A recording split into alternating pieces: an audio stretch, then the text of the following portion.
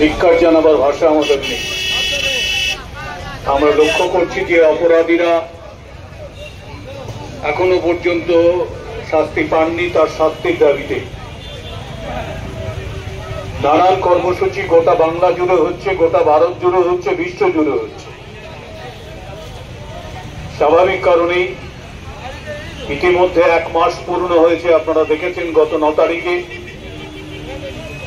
Junior ডাক্তাররা তারা আজকে স্বাস্থ্য ভবনে গতকাল থেকে অবস্থান করছেন। 14 তারিখ থেকে মেয়েরা যে রাস্তার দখল নেওয়ার কাজ শুরু করেছিলেন, আজও তা চলছে।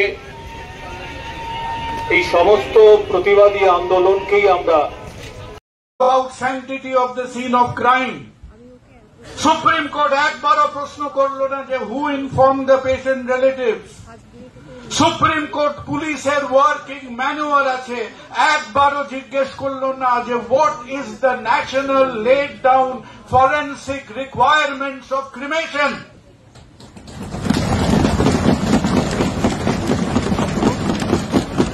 সুপ্রিম কোর্টে ওটা কি হচ্ছে?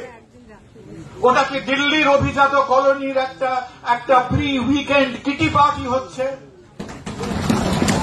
What on earth is happening in Supreme Court?